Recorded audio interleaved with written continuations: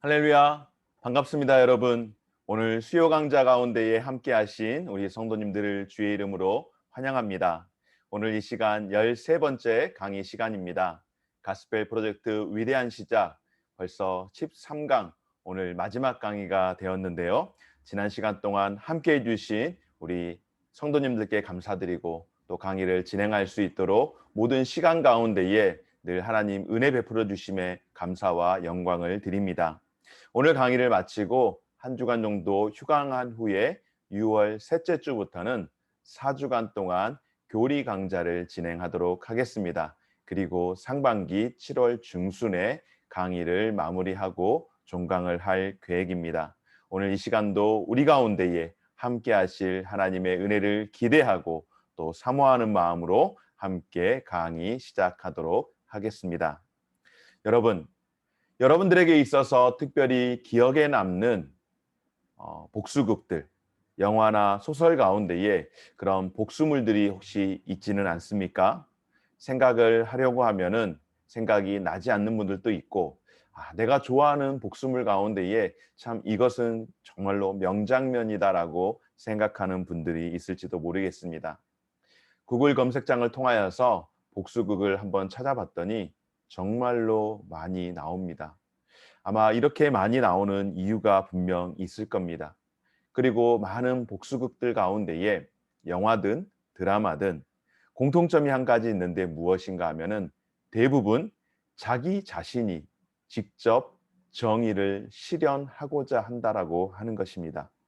그러면 여러분, 왜 이렇게 자기 자신이 직접 정의를 실현하려고 하는 것일까요? 이유는 간단합니다.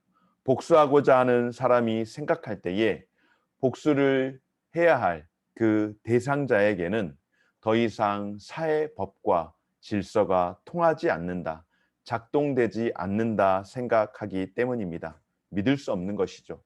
그래서 자기 보호와 생존을 위해서 또 삶의 동력을 삼기 위해서 사람들은 복수를 하는 것입니다. 또한 자신이 원한과 원망을 품는 이유는 세상의 법과 질서뿐만 아니라 신적 영역이라고 할 수 있는 하나님의 정의에 대한 믿음이 없기 때문에, 그래서 내가 세상의 법과 질서를 내가 친히, 내가 직접 그렇게 이루어야겠다라고 생각을 하는 것이고, 뿐만 아니라 하나님보다 내가 하는 것이 훨씬 더 정의를 이룰 수 있다라고 생각하기 때문에 자신이 직접 복수를 행하고 정의를 실천한다라고 생각을 하는 것입니다. 한마디로 말해서 하나님께서는 악을 선으로 사용할 수 없다라고 생각하는 것입니다. 하나님께서는 악을 선으로 바꿀 수 있다라는 신뢰감을 갖고 있지 않다라고 하는 것입니다. 그래서 자신이 직접 나서는 겁니다. 여러분, 우리는 오늘 이 시간 함께 언약의 신실하신 하나님의 말씀을 생각할 때에 지난 시간의 요셉의 모습을 한번 살펴보고 다시금 복습하며 점검했으면 좋겠습니다. 지난 시간 여러분, 요셉이 어떻습니까? 그는 큰 불의를 당하면서도 신실하게 그의 믿음을 지키는 것을 우리가 보게 되었습니다. 요셉은 형들에게 배신을 당하여서 노예로 애굽에 팔려갔습니다. 그 가운데에 하나님께서 요셉과 함께 하심으로 그가 하는 모든 일이 형통하게 되었고, 요셉이 보디발의 집이라고 하는 곳에 팔려갔지만 그곳에서 하나님이 형통하게 하심으로 말미암아 보디발의 집이 잘 되었습니다. 그러나 문제는 무엇입니까? 요셉의 상황은 시간이 가면 갈수록 악화일로로 치닫게 되었습니다. 무슨 일인가 하면은 바로 보디발의 아내의 그 유혹으로 말미암아서 이 모든 유혹들을 거절한 까닭에 결과적으로 요셉은 누명을 쓰고 감옥에 갇히는 꼴이 되었습니다. 그러나 하나님께서는 요셉 가운데에 그 감옥에서도 함께 해주시고 그가 혼자 남지 않도록 하나님께서 그를 지키시고 그에게 은혜를 베풀어 주심으로 말미암아 간수들을 모두 다 돌볼 수 있게 하는 그런 일들을 하나님께서 하게 하심으로 감옥에서도 요셉은 형통을 경험하게 되었습니다. 오늘 이 시간에는 우리가 함께 살피기를 원하는 것, 하나님이 행하신 세 가지 법을 통하여서 언약에 신실하신 하나님에 대하여 살펴보려고 합니다. 그래서 하나님은 고난 중에서도 열매를 맺게 하시고 또한 용서의 그림을 보여주실 뿐만 아니라 하나님은 궁극적으로 악을 선으로 이기신다라고 하는 것, 하나님은 선으로 악을 이기심을 통하여서 하나님의 사랑과 신실하심을 확신하는 가운데에 우리에게 잘못한 자들을 용서하고 상황이 어떠하든지 하나님을 신뢰하도록 부름을 받았다라고 하는 사실을 오늘 이 시간 우리가 함께 배움의 시간으로 갖기를 간절히 소망합니다. 이제 창세기 41장을 통하여서 첫 번째로 하나님은 고난 중에도 열매를 맺게 하시는 것을 우리가 함께 이 시간 보기를 원합니다. 여러분, 요셉은 강간미수라고 하는 그런 치욕스러운 모함으로 그는 오랜 세월 감옥에 갇혀 있어야 했습니다. 감옥에 있는 동안 요셉은 바로의 술 맡았던 관원장의 꿈을 정확히 해석해 주었고 그 일로 인하여서 술 맡은 관원장은 다시 복직을 하게 되었습니다. 술 맡은 관원장이 복직을 하게 될 때에 요셉은 그에게 바로에게 은총을 받을 때에 자기 자신을 기억해 달라고 부탁하였으나 그는 복직이 되자마자 요셉을 까맣게 잊어버리고 맙니다. 그로부터 2년이 지난 뒤에 바로가 심상치 않은 꿈을 꾸게 되었습니다. 그때 비로소 술 맡은 관원장이 자신이 감옥에 있을 때의 자신의 꿈을 해석해 주었던 요셉을 기억해 냅니다. 그리고 그 일로 인하여서 술 맡은 관원장이 바로에게 요셉을 소개하게 되었고 요셉은 바로 앞에 서게 되었습니다. 그리고 바로의 꿈을 해석하는데요. 하나님의 능력에 의지하여서 꿈을 해석하는데 바로의 꿈이 무엇이었습니까, 여러분? 바로 바로의 꿈은 7년의 풍년 후에 7년의 기근을 대비하라고 하는 그와 같은 꿈을 꾸게 되었습니다. 그리고 그 꿈을 해석할 뿐만 아니라 그 꿈에 대해서 대안을 제시함으로 인하여서 요셉은 그 일로 애굽의 2인자 총리가 되는 바로 애굽의 왕이었던 바로를 보좌하게 되는 그런 자리에 오르게 되었습니다. 오늘 말씀 가운데에 함께 살펴보기를 원하는 것, 창세기 41장을 함께 살펴보기를 원합니다. 요셉이 애굽 왕 바로 앞에 설 때에 30세라 그가 바로 앞을 떠나 애굽 온 땅을 순찰하니. 아멘. 그러니까 애굽의 2인자가 되어서 실제적으로 애굽을 통치하는 역할을 하는 총리로서의 일을 감당하게 되었습니다. 뿐만 아니라 51절을 보면 요셉이 그의 장남의 이름을 므낫세라 하였으니 하나님이 내게 내 모든 고난과 내 아버지의 온 집안일을 잊어버리게 하셨다 하미요 차남의 이름은 에브라임이라 하였으니 하나님이 나를 내가 수고한 땅에서 번성하게 하셨다 함이더라. 아멘. 요셉은 바로의 꿈을 해석한 일로 인하여서 애굽에서 2인자로서 통치하는 일뿐만 아니라 그는 가정사에서도 풍성한 열매를 맺게 되었습니다. 아들들의 이름을 통하여 하나님이 요셉의 삶을 어떻게 역사하셨고 자신의 계획을 어떻게 성취하셨는가를 가르쳐 주고 있습니다. 오늘 요셉은 그의 맏아들의 이름을 통하여서 그의 맏아들이 태어날 때에 하나님께서 자신을 어떻게 위로하고 자신을 회복하게 하는지를 그 이름을 통하여서 알게 하는데요. 므낫세라고 첫째 아들의 이름을 짓습니다. 그 아들의 이름은 하나님이 나의 모든 고난과 내 아버지의 온 집안일을 잊어버리게 하셨다라고 하는 의미를 갖고 있습니다. 하나님은 요셉이 가족 때문에 겪었던 온갖 역경을 잊어버리도록 하신 것입니다. 이는 요셉이 고난을 통과하도록 하나님이 이끄셨다라고 하는 것을 의미할 뿐만 아니라 요셉이 또한 하나님에 대해서 그렇게 고백을 하는 것입니다. 그의 아들의 이름을 통하여서 알 수 있듯이 요셉은 더 이상 형들에 대해서 원망을 품지 않습니다. 오히려 하나님이 그의 인격을 길러 주셨음을 요셉의 그 첫 번째 아들을 통하여서 우리가 발견하게 됩니다. 그리고 요셉이 둘째 아들을 낳았을 때에 둘째 아들을 에브라임이라고 하는데, 에브라임의 뜻이 무엇입니까? 하나님이 내가 수고한 땅에서 나를 번성하게 하셨다라고 하는 뜻을 통하여 하나님은 요셉이 풍성한 열매를 맺게 하셨습니다. 또한 요셉이 역경을 통과하도록 이끄셨을 뿐만 아니라 그렇게 하지 않았다면 이루지 못했을 것들을 요셉 안에서 이루어 가시는 것을 보게 하시는 줄 믿습니다. 바로 첫 번째 시간들을 통하여서 하나님께서는 고난 중에도 열매를 맺게 하시는데, 그로 하여금 바로의 꿈을 해석하게 하고, 그리고 가정에서도 두 아들을 통하여서 고난 중에서도 하나님께서 요셉에게 꿈을 꾸게 하신 줄 믿습니다. 그리고 그 꿈을 꾸게 하실 뿐만 아니라 그 꿈에 열매를 맺게 하신 줄 믿습니다. 이 시간 두 번째로 함께 살피기를 원하는 것은, 하나님은 용서의 그림을 바로 요셉을 통하여서 보여주셨다라고 하는 것입니다. 여러분, 많은 사람들이 복수를 주제로 한 소설이나 영화를 좋아합니다.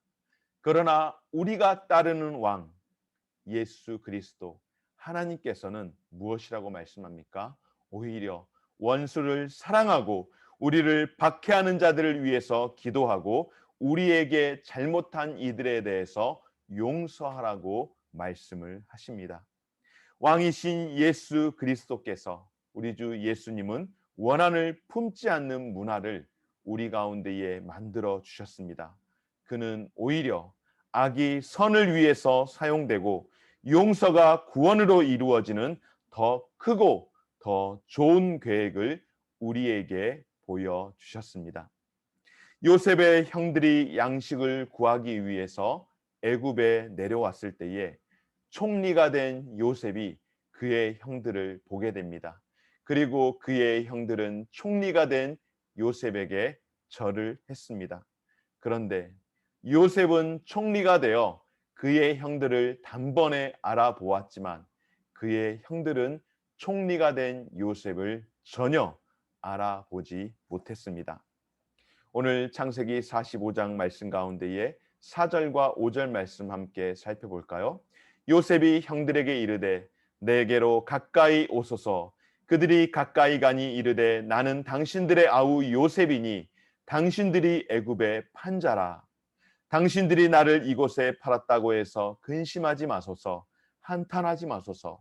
하나님이 생명을 구원하시려고 나를 당신들보다 먼저 보내셨나이다. 아멘. 여러분, 요셉이 형들을 용서할 수 있었던 이유가 무엇입니까? 그가 하나님이 이 순간을 위해서 바로 자기 자신을 먼저 애굽으로 보내셨음을 요셉 그가 깨달았기 때문입니다. 요셉의 애굽행은 그의 가족을 기근으로부터 구하기 위한 하나님의 구원 계획이었습니다.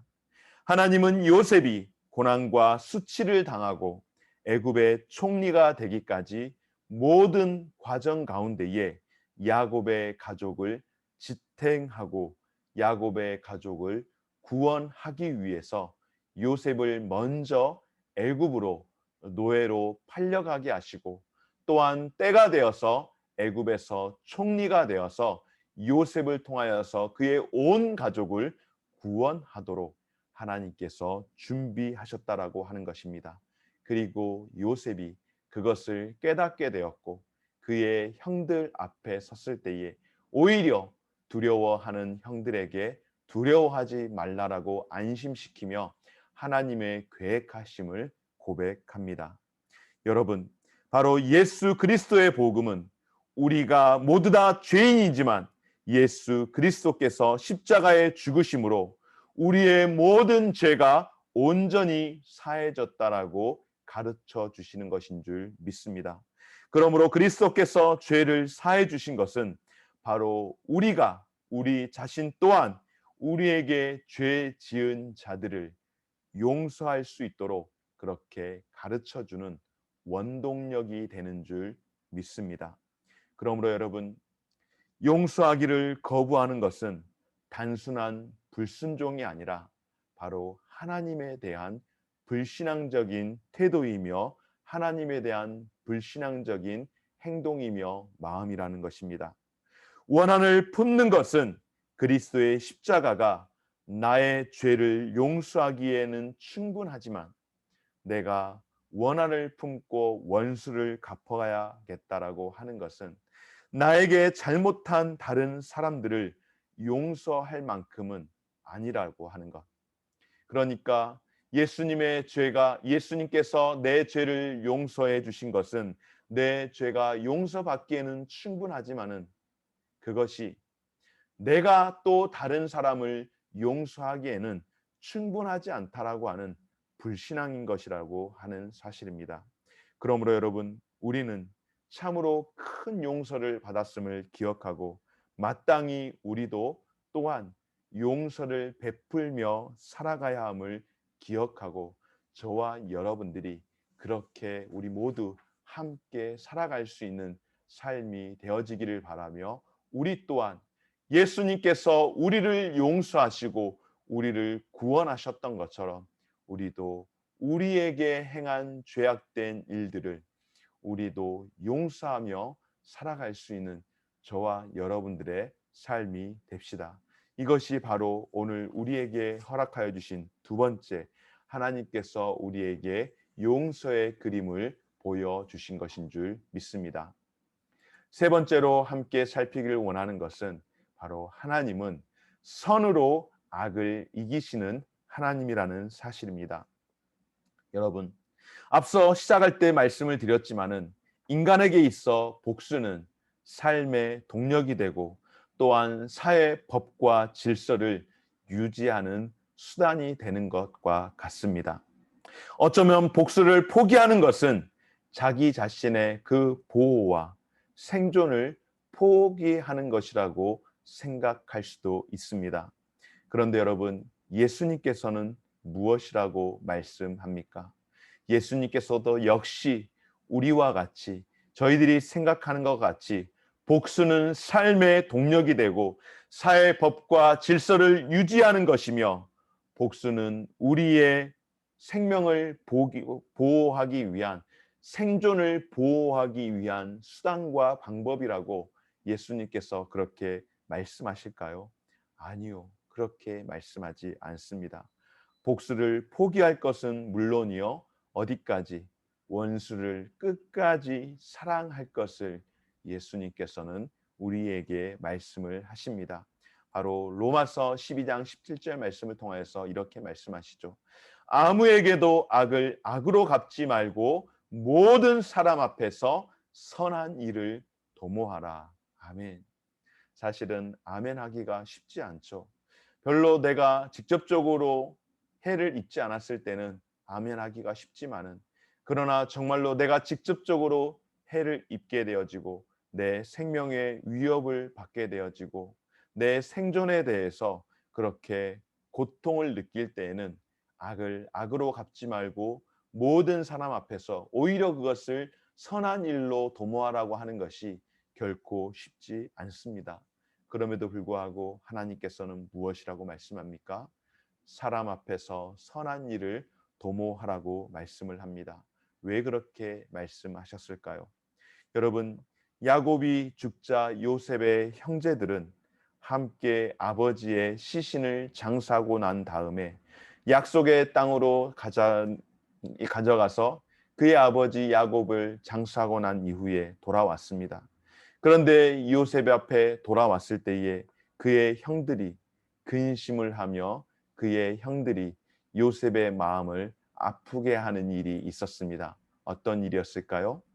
요셉의 형제들이 그들의 아버지가 죽었음을 보고 말하되 요셉이 혹시 우리를 미워하여 우리가 그에게 행한 모든 악을 갚지나 아니할까 하고 근심하게 됩니다. 그래서 그 근심의 마음을 전하는 것이죠.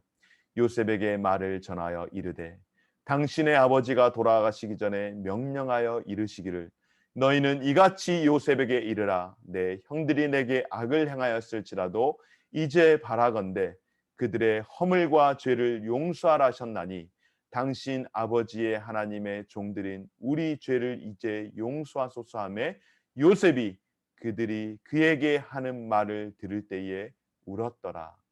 오히려 형들이 그에게 하였던 그 말로 인하여서 오히려 요셉의 마음이 아파 요셉이 울기까지 하였다라고 합니다.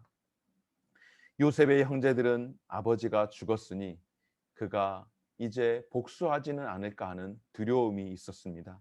그래서 그들은 아버지가 죽기 전에 당부하신 내용을 요셉에게 전달합니다. 형들이 한 모든 것을 용서하기 바란다라고 하는 내용이죠. 그러나 요셉은 형들이 하였던 그 말을 듣고 어떻게 합니까? 오히려 울며 그들에게 두려워하지 말라라고 이야기하며 오히려 내가 당신과 당신들의 자녀를 다 기르겠다라고 책임지겠다라고 그렇게 이야기를 하는 것이죠. 여러분, 어떻게 이렇게 요셉이 이야기를 할 수 있었을까요? 요셉은 자신이 하나님의 자리에 있지 않음을 너무나도 잘 알고 있었습니다. 내가 하나님이 간데 형들에게 그 모든 것들을 다 갚을 수 있겠나이까? 인간적으로 생각하면은 얼마든지 갚고도 남고 갚아도 그 누가 요셉에 대해서 그를 조롱하고 그를 비난할 수 있겠습니까? 그러나 요셉은 그렇게 생각하지 않았습니다. 요셉은 그 마음 가운데에 내가 어찌 하나님을 대신할 수 있겠습니까? 내가 어찌 하나님의 자리에 설 수 있겠습니까? 라고 하나님의 자리에 자기 자신이 있지 않음을 알고 있었다라고 하는 것입니다. 사랑하는 여러분, 저와 여러분들은 하나님의 자리에 있지 않음을 우리가 기억할 수 있기를 바랍니다. 우리가 하나님의 자리에 있지 않다라는 것을 우리가 결코 잊어서는 안 된다라고 하는 것입니다. 하나님께서 형제들의 악한 행동을 선하게 사용하셔서 많은 생명을 구원하셨음을 요셉은 알고 있었고 그것을 믿었고 또한 믿음으로 고백하는 것입니다. 그래서 여러분 어떻게 합니까? 요셉은 그들을 용서했고 오히려 그들을 위로했으며 그들의 가족을 내가 다 돌보겠나이다. 내가 다 기르겠나이다. 라고 하며 두려워하는 형들을 위로하며 그들을 격려합니다. 사랑하는 여러분, 요셉의 삶은 자신에게 잘못한 자들에 대해서 용서하실 메시아가 오실 것을 우리에게 보여주신 것입니다. 다시 말해서 용서하실 메시아를 우리에게 요셉은 보여주신 것입니다. 바로 형들을 용서함을 통하여서 말이죠. 예수님은 학대를 당하시고 배신을 당하시고 결국 악한 사람들의 손에 처형될 것입니다. 그러나 여러분, 예수님께서는 그 모든 것을 다 알고 있었음에도 불구하고 십자가에 못 박히시는 동안 그를 죽이는 예수님을 죽이는 그들을 끝까지 용서의 마음으로 바라보시고 결국에는 십자가 위에서 용서함을 통하여서 세상을 구원하는 용서의 은혜를 베풀어 주신 줄 믿습니다. 사랑하는 여러분, 악인들은 메시아를 죽였지만 메시아 대신 예수 그리스도께서는 그리고 그의 아들을 보내주신 하나님께서는 어떻게 하셨습니까? 그들의 악행을 끝까지 기다려주시고 오히려 악행까지도 사용하셔서 인류 구원의 그 목적을 끝까지 성취하신 줄 믿습니다. 이제 말씀을 정리하려고 합니다. 결론 한번 함께 볼까요? 여러분, 불의를 당하면서도 어떻게 하나님의 계획이 더 나음을 신뢰하고 용서할 수 있을까요? 우리의 이성과 방식이 아닙니다. 결코 우리의 상식으로, 우리의 납득할 만한 이성으로는 결코 이해할 수 없죠. 해결책은 무엇입니까? 오직 예수 그리스도의 복음뿐인 줄 믿습니다. 그래서 성경은 예수님이 욕을 당하시되 맞대어 욕하지 아니하시고 고난을 당하시되 위협하지 아니하시고 오직 공의로 심판하시는 이에게 부탁하셨다고 전합니다. 바로 원수를 용서하는 능력은 하나님의 정의와 자비를 신뢰하는 데서 나오는 줄 믿습니다. 여러분, 악을 악으로 갚지 말고 모든 사람 앞에서 선한 일을 도모하라는 말씀과 같이 요셉이 형들에게 내가 당신들과 당신들의 자녀를 기르겠나이다라고 오히려 간곡하게 위로할 수 있었던 것은 요셉이 하나님의 선한 계획을 신뢰했기 때문인 것처럼 오늘 저와 여러분들도, 오늘 저와 우리 모두에게도 원망이 마음에 뿌리 내리지 않도록, 오늘 우리에게도 원망이 우리의 마음을 사로잡지 않도록 선으로 바꾸시고 이기시는 언약의 신실한 하나님을 끝까지 신뢰하는, 하나님의 그 계획하심을 끝까지 신뢰하며 살아갈 수 있는 저와 여러분들의 삶이 되어지기를 바랍니다. 그리고 무엇보다도 우리가 하나님의 자리에 있지 않다라고 하는 것을 기억하시기 바랍니다. 요셉이 힘이 없어서가 아니라 힘과 능력이 있었지만은 그럼에도 불구하고 그의 형들을 끝까지 용서하고 돌볼 수 있었던 것은 내가 하나님의 자리에 있지 않습니다 라고 고백했던 것처럼 저와 여러분들은 하나님의 자리에 있지 않습니다. 하나님께서 그 모든 악도 선으로 바꾸실 것을 우리는 믿고 그 하나님의 계획을 신뢰하며 살아가야 하는 삶인 줄 믿습니다. 오늘 여기까지 함으로 인하여서 구약의 파노라마 가운데에 가스펠 프로젝트 위대한 시작, 구약의 첫 번째 과정, 창세기 1장부터 50장에 이르는 이 여정을 오늘 이 시간 여기까지 함으로 마치도록 하겠습니다. 다음번에는 두 번째 시간으로 하반기 때는 또 강의를 계획할 것이고요. 잠시 한 몇 주 남아있는 이 기간 동안에는 교리 강좌를 통하여서 여러분들을 다시금 찾아뵙도록 하겠습니다. 한 주 쉬었다가 그 다음 6월 셋째 주에 또 반가운 모습으로 여러분들 뵙도록 하겠습니다. 지금까지 함께 해주신 여러분들께 감사를 드리며 또 오늘도 평안한 가운데 가을 수 있기를 소망하고 기도드리겠습니다. 감사합니다.